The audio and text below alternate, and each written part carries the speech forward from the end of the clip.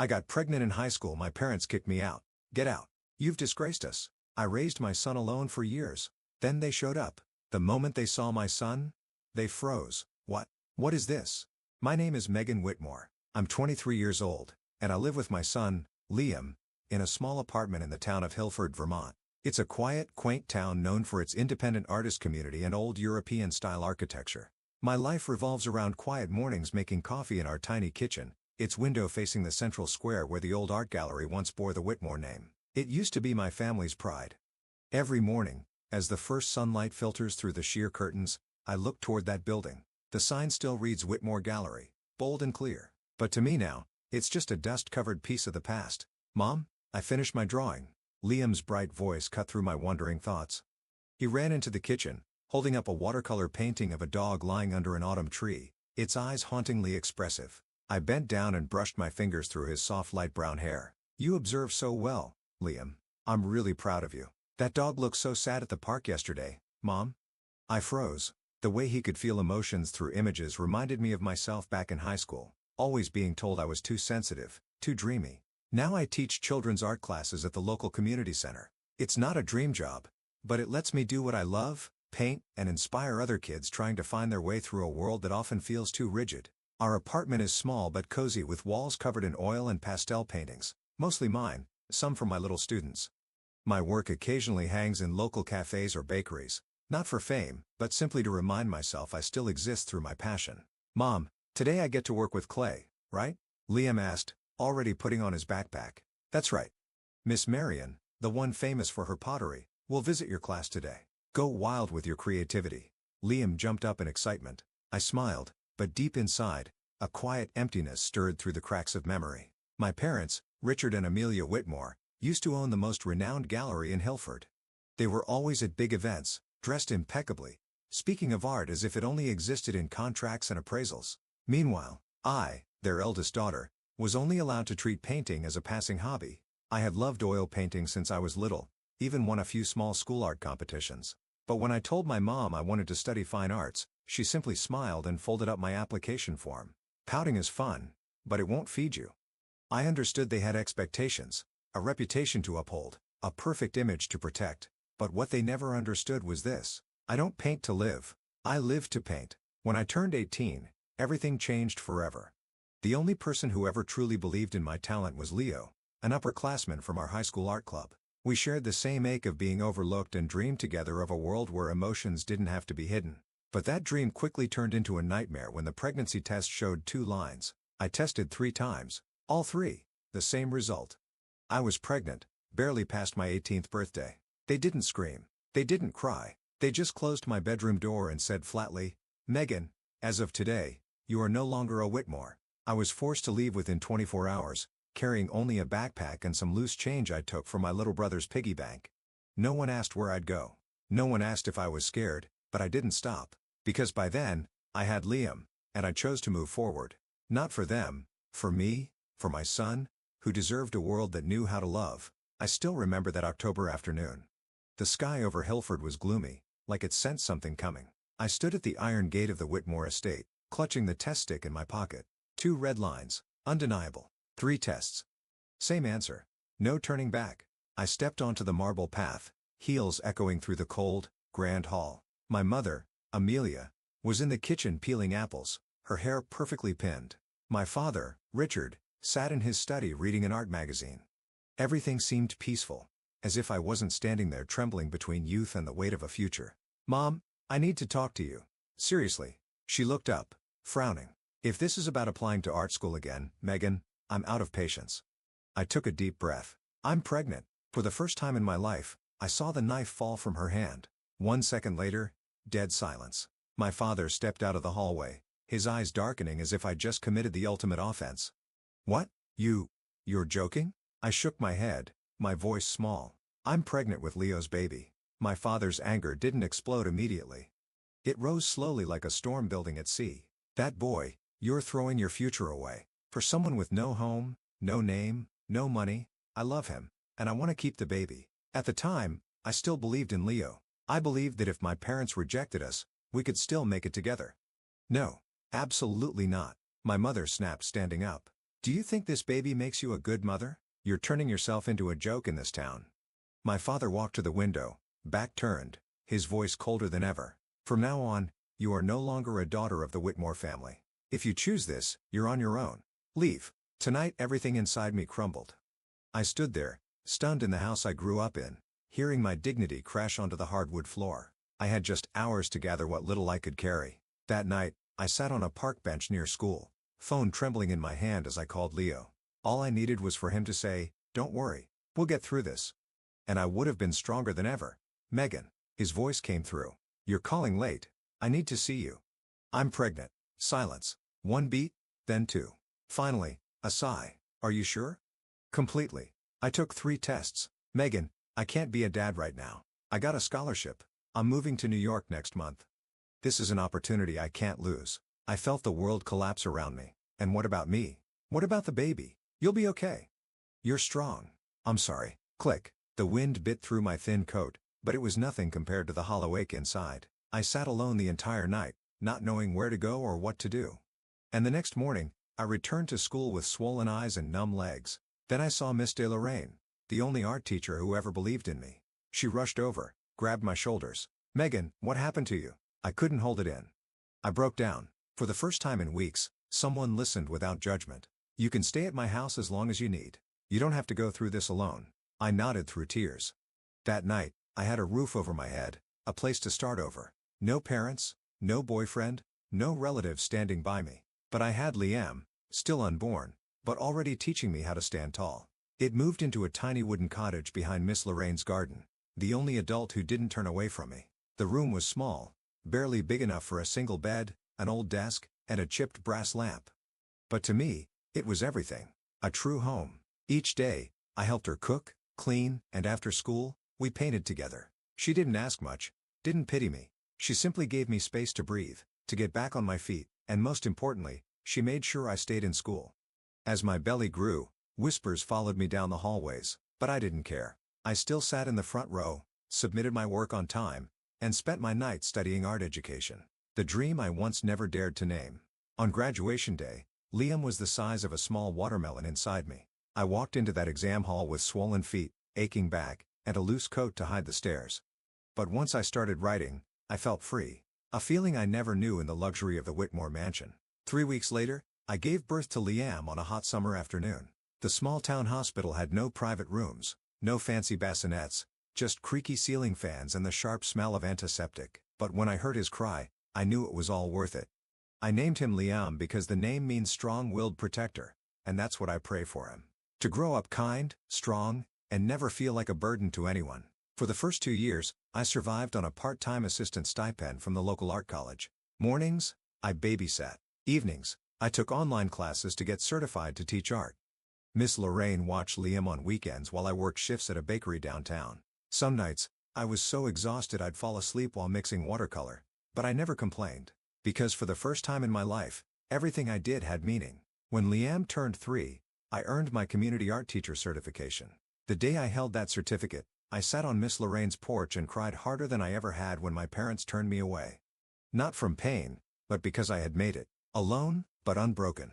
I got a job teaching children's art classes at the Hilford Art Center, a place that used to be my and Leo's favorite weekend spot back in high school. Now, every Monday, Wednesday, and Friday, I bike Liam to class, then start teaching other kids how to blend colors using light, emotions, and even the things words can't explain. I don't teach them to paint what they see, I teach them to paint what they feel. Liam's drawings started showing up on our walls taped up with clear adhesive. They were clumsy, but full of feeling.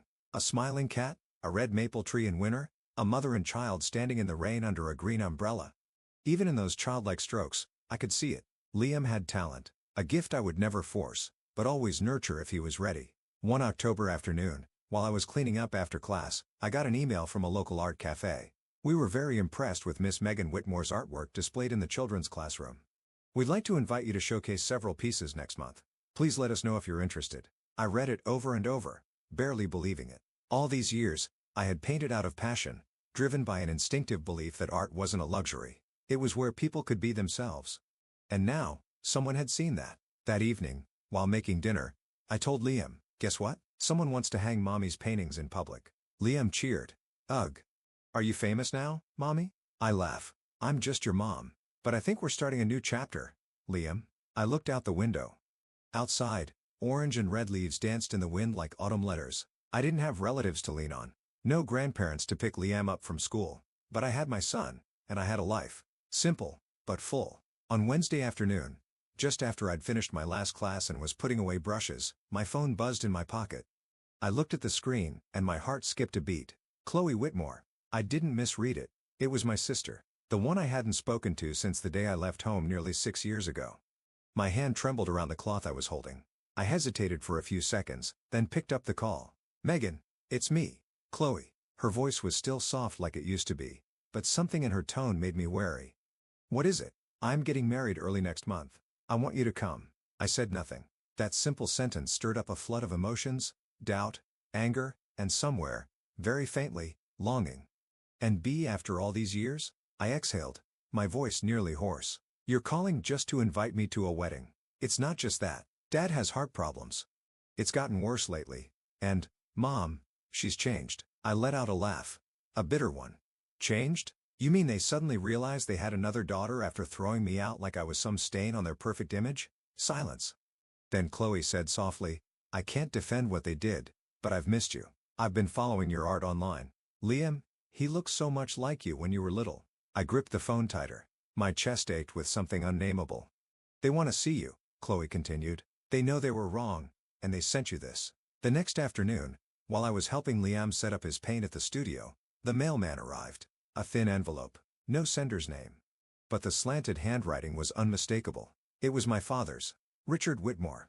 He opened it. Inside was a short handwritten letter. Again, this is a portion of the trust fund you were meant to receive. If you're willing, I'd like to see you again. Not to justify anything, only to listen. I hope you'll consider it. Signed, Richard Whitmore. Enclosed was a check, a generous sum, more than I had made in an entire year of teaching art. I sat still for a long time after reading it, my heart tangled in memories. That check couldn't erase the nights Liam and I spent in need or the nights I carried him through the freezing cold to find medicine. But the letter, it was the first time he had ever addressed me by name. That night, while I was doing dishes, Liam tugged on my shirt. Hey, Mommy, do I have grandparents? I paused. Looking into his sky-blue eyes, I knew he'd been wondering this for a long time. Yes, but they live very far away. Can I meet them? That simple question haunted me all night. I couldn't deny my son the chance to have a family, even if it wasn't perfect. But I also couldn't forgive so easily. The next morning, I texted Chloe. I'll come. But I'm doing it for Liam, not for them. 3 days later, a wedding invitation was delivered by hand. Elegant cardstock, intricate floral patterns, exactly my mother's style. Inside was a short letter from her. Like no words can change the past, but I hope you'll give the present a chance. Even if it's late, I've always wished to see my grandchild. Just once. The last line was smudged, like a drop of water had fallen while she wrote. Maybe tea or maybe a tear. I folded the letter and placed it carefully in my drawer. That night, while brushing Liam's hair on the bed, I whispered, next weekend, I'm taking you somewhere special. Will there be cake? Yes, and someone who used to be part of Mommy's family. Liam tilted his head unsure, but then nodded. As long as you're there, Mommy. I hugged him tightly. My heart still a storm underneath, but I knew if I didn't face the past, it would keep living inside me like an unhealed scar. Chloe's wedding was held at Granville Hall, one of the most luxurious venues in Hilford. The entrance was covered in white orchids, and a string quartet played soft classical music. I held Liam's hand as we walked into the grand hall, already full of guests. Heads turned. Whispers rippled like waves. I could feel it. They recognized me. Megan Whitmore, the daughter who'd been cast out. The one who'd vanished from the esteemed family for nearly 6 years. But today, I didn't come alone. I came with my son, Liam, in a fitted little suit, his blue eyes wide with curiosity and tension. Mommy, why is everyone looking at us? I squeezed his hand. Because you're too handsome. They're surprised. Liam giggled, and my tension eased. Just then, Chloe, radiant in her elegant wedding gown with her hair swept up, ran over and hugged me. You really came. I held her gently. Congratulations. After a brief greeting, we were seated at a private table near the window. Liam gazed around excitedly, asking about the violins, crystal chandeliers, and fancy dishes. Mommy, can I draw? I pulled out his sketch pad and colored pencils from my bag. He never traveled without them. Liam dragged a chair to the corner of the table and started sketching like no one else existed. That was his world of colors and imagination. A while later, a middle-aged man approached our table. He was tall with salt and pepper hair, sharp yet kind eyes. Chloe walked beside him and whispered, "This is Mr. Gerald Monroe. He's an art critic for Canvas Weekly magazine." I shook his hand politely, ready for a quick exchange, but Mr. Monroe's eyes landed on one of Liam's drawings. "Did your son draw it?" "Yes. He did." He leaned down, carefully picking up a picture.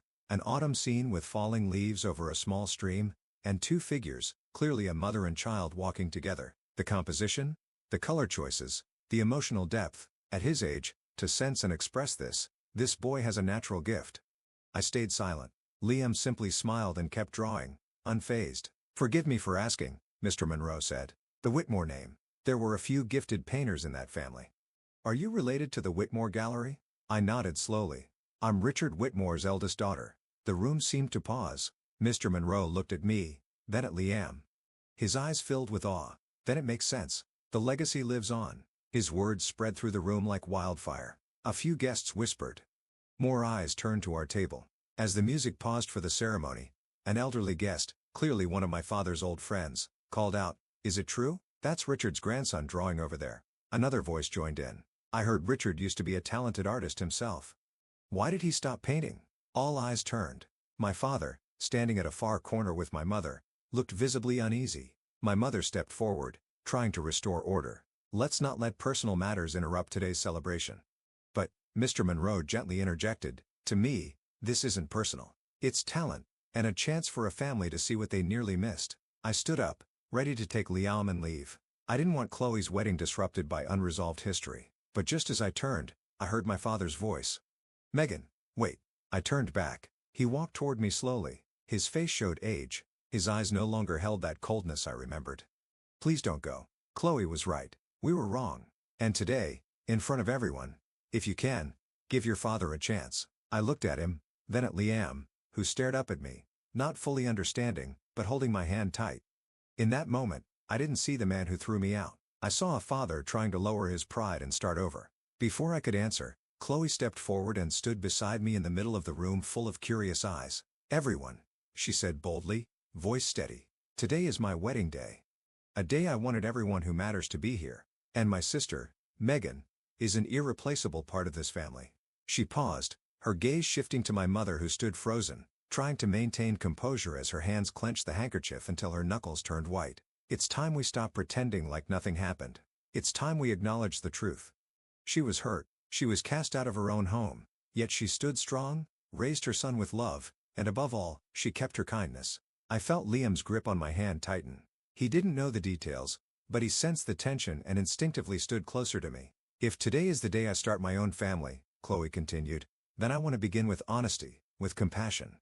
No hiding, no avoiding. And I'm proud to have my sister, Megan, and my nephew, Liam, by my side." Claws broke out, not all at once, but loud enough to drown out the whispers. I glanced at my parents. My father had his head bowed, his shoulders slightly trembling. My mother was crying. For the first time, not out of anger or disappointment, but regret. My father stepped closer, his voice hoarse. "Megan, if I could go back to that day, I wouldn't choose silence. I was afraid. Afraid of losing our reputation, our image, and because of that fear, I lost you." I looked him in the eyes. "I don't need an apology to feel better. I need change." My mother stepped forward too, gently and hesitantly taking Liam's hand.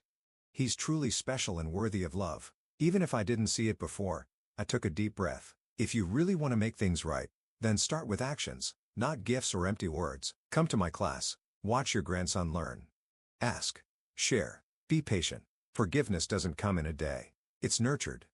One act at a time." My father nodded, not arguing. "We'll start from the beginning, if you'll let us." Bent down and looked at Liam. "What do you think about Grandma and Grandpa coming to art class with you on Saturday?" Liam looked up at me, then at them. "Will you come to Mommy?" I nodded. "Always." The party continued. The mood softened. The curious glances shifted into quiet admiration. There was still distance between us, but I knew that day was the first step. A bridge laid across a chasm that had been open too long. As the celebration neared its end, Gerald Monroe, the art critic, approached me again. "I'm organizing a children's art showcase at the town museum. I'd like to invite Liam to participate, and you, if you're willing to share your story." I didn't answer right away, but inside me, something shifted. Not just forgiveness toward others, but a release for myself. On the way home, Liam tugged my sleeve and whispered, "Mommy, do you think they'll really come to art class?" I smiled. "I don't know, but I do know we gave them a chance. What they do with it is up to them." We stepped out of the hall into the night breeze rustling the trees. I squeezed Liam's hand, feeling lighter than I had in years. About 3 weeks after Chloe's wedding, I received an unexpected call from my father. His voice was still hesitant, but no longer prideful. "Megan, are you free this weekend? Is something wrong? I'd like to come see your class if you'll have me. Get out into the hallway." I was quiet for a moment, then nodded, though he couldn't see it. "Class starts at 9 a.m., Saturday. If you really want to come, be on time. I'll be there, and I'll bring some of my old sketches, if that's okay." After the call ended, I stood by the window, sunlight spilling across the paint-stained tablecloth. For the first time in nearly 6 years, I felt like the impossible might be starting to become real. That Saturday, I arrived early to prep the classroom. Liam had been too excited to sleep since 6 a.m. He even packed a watercolor set for Grandpa Richard to try. When my father walked in, Liam ran to open the door like he'd been waiting forever. He wore a pale shirt, carrying a bundle of old sketches wrapped in canvas cloth. As he looked around the small classroom lined with children's paintings and the sign that read Miss Megan's art class, I saw something soften in his eyes. "You designed all this? Every color, every brush, every chair. Paid for with my savings. It's not gilded like the Whitmore Gallery rooms, but it's filled with real laughter." He didn't argue. He simply walked slowly around the room, taking in the work. Then he paused at one of Liam's pieces. A winter forest bathed in blue-purple light under a starry sky. "Sees like a grown artist, I know, but I never push him to paint. If he chooses another path, I'll still support him." My father looked at me for a long time, then quietly unrolled his old sketches, drawings from his youth. Neither of us said anything, but I could feel it. Through those faded lines, he was showing me a part of his past he had buried, a part he once feared I'd become. In the days that followed, he began visiting more often. At first, just observing, then eventually sitting down to teach the kids some basic techniques. My students started calling him the old art teacher, and Liam proudly told his friends, "My grandpa can mix colors without a palette." As for my mother, Amelia, she found her own way to bond with Liam. Every Wednesday afternoon, she invited him to the park with apple pie and coloring books. I'd thought she might feel awkward, but instead, she made Liam laugh with made-up fairy tales. One day, Liam came home saying, "Grandma said an owl once studied painting and opened a gallery under an oak tree." I couldn't believe what I was seeing. A child, once unacknowledged, now laughing in his grandparents' arms. And then something happened that I never dared to dream. The Whitmore Gallery hosted an exhibit titled The New Generation. The curator, none other than Chloe, invited me to display works by my students. "Would you say yes?" Chloe asked during an afternoon coffee. "You're the only one who understands what it means to plant seeds with art." He thought for a long time, then nodded. "If it's a place where children are valued, not judged, then, yes, I'll bring their work." On opening day, I stood in the children's section where the paintings were framed at eye level for little ones. Each piece had a small name tag and a handwritten note from me. When Gerald Monroe stopped by and saw one of Liam's paintings, he smiled. "It's not just talent, it's being nurtured the right way." My father stood behind me, saying nothing, but his eyes gleamed as if he'd finally found a part of himself that had been lost for years. That afternoon, light rain tapped against the gallery windows during the second installment of the children's exhibition. I was helping students clean up their watercolors when Chloe rushed in, looking unsettled. "Megan, there's someone waiting for you in the lobby. He says his name is David Black." My hand froze mid-air. That name cut through the piece I'd built for nearly 6 years. David, the man who once promised to stay no matter what, then disappeared when things got hard. I stepped outside. The glass doors slid open and there he stood. In a dark suit, slicked back hair, shiny shoes like he walked out of an ad. But those eyes, I still recognized them. Eyes I once trusted now made me feel guarded. "Megan, you look just as beautiful," he said with a smile. "What are you doing here?" "I saw the article about the exhibit, saw your name, then I saw the photo of Liam." He held out a local magazine. It had an interview about the kids' art class featuring a photo of me and Liam painting in the sunlight. "He's my son, Megan, and I think it's time I make it right." I couldn't hold back a dry laugh. Make it right? After 6 years without a single message, not a dollar, not even a call? I was young. I didn't know what to do. But it's different now. I have a stable job. I want Liam to know who I am. Liam already knows who's been there for him, and it's not you. "Megan, I have rights." "No." I cut him off. "What rights, David? When I was struggling to raise him, where were you? When he had a fever on a freezing night, when I painted through exhaustion to afford his art supplies, when he asked me, "Who's my dad? Where were you?" David said nothing, but I could see it, the calculation behind his silence. He didn't come out of love. He came for something else. Maybe image, maybe reputation, maybe a chance to attach himself to something that looked good. "If you don't leave now," I said, voice low but firm, "my attorney will contact you. And this time, you'll have to face what you ran from. Every hospital record from when I gave birth to Liam, a statement from Miss Lorraine, the woman who took me in when you vanished, the last message you sent me. And if needed, I'll tell the press how you abandoned a pregnant 18-year-old girl for a scholarship." "You can't do that." He stepped back. "Trust me," I said firmly, looking him in the eye. "It's not just that I can do it, I will. Because my son deserves a life untouched by a man who only came back after seeing his face in a magazine." The gallery door opened. My father, Richard Whitmore, walked in. Without a word, he stepped forward and stood beside me. His face was calm, but there was a quiet force in his eyes that made David immediately step back. "I'm Richard Whitmore," he said. "And you should know. I hired a lawyer 6 years ago in case you ever showed up again. They're ready now." David froze. "I just want to know my child." "You don't have a child here," my father said, voice low and steady. "You gave that up when you walked away. And if you take one more step, I'll personally send every document we've prepared to the biggest media outlets in Vermont." A gust of wind blew through the open doors, slicing through the silence. David clenched his fists, his eyes showing more bruised pride than actual remorse. He turned without another word, his footsteps loud and sharp, but the arrogance from earlier was gone. I watched him leave, not with satisfaction, but with relief. The past had come knocking again, but this time, I didn't let it in. That night, while reading to Liam before bed, he asked, "Mom, who is that man?" I placed my hand on his soft light brown curls. "Ilya. Just someone Mommy used to know. He's not important anymore, but I still have you, Grandma and Grandpa and Aunt Chloe. Right?" I nodded, smiling. "Yes, sweetheart. And you have a whole world that loves you, genuinely without conditions." Liam snuggled under the blanket, satisfied, and I knew everything we'd been through was worth it.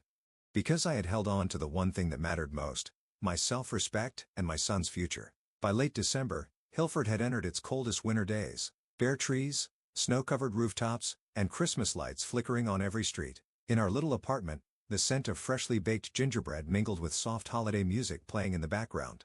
Liam sat by the window, coloring a picture of Santa placing presents under the tree.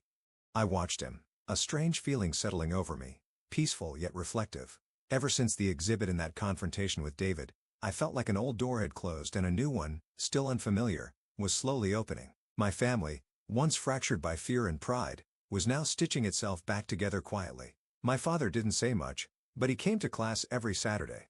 Sometimes he just sat in the corner, mixing paint for the kids or helping clean up. He never brought up the past, but through his quiet presence and small gestures, I saw it. He was making amends the only way he knew how, by showing up. My mother, still sharp and composed, began asking Liam more questions. Once, she brought a fairy tale coloring book, hand-picked just for him. Watching her read to Liam in that warm, deep voice, I saw a softness in her I had never known. A gentleness long hidden beneath the armor of someone too busy protecting her family's reputation. Chloe visited often, always with baked goods and awkwardly funny stories about newlywed life. She had become the glue, connecting, healing, not through grand speeches, but with patience and quiet sincerity. I wouldn't say I'd forgiven everything. The scars were still there, faded, but never gone. But I'd learned not to let them define me. I didn't need anyone to beg for forgiveness or shout that I had been right. I just needed them to stay long enough, real enough for me to believe they meant it this time. That Christmas Eve, for the first time since Liam was born, we had dinner as a full family. A round table sat in the center of our living room, filled with roast chicken, mashed potatoes, and my father's traditional pecan pie. Liam wore a red sweater Grandma had knitted and couldn't stop talking about my new painting that Aunt Chloe's putting in the city library. My father raised his glass. "This year, I won't make a big speech. I just want to say thank you for us being here together." "Oh," I looked at him. No words were needed. I simply nodded. As we stepped outside to watch the snow fall, Liam ran up to me and whispered, "Mommy, can I make a wish this year?" "What is it, sweetheart?" "I don't want any presents. I just want us to have dinner together like this every year." I knelt down and hugged him tightly. "Me too, Liam." Snow gently coated the porch roof, golden light spilling from our warm windows. No one knows what the future holds or whether every crack in the heart will ever fully mend. But I knew one thing, I wasn't alone anymore, and I wasn't the outcast. I was the one chosen again, chosen by the very family that once let me go.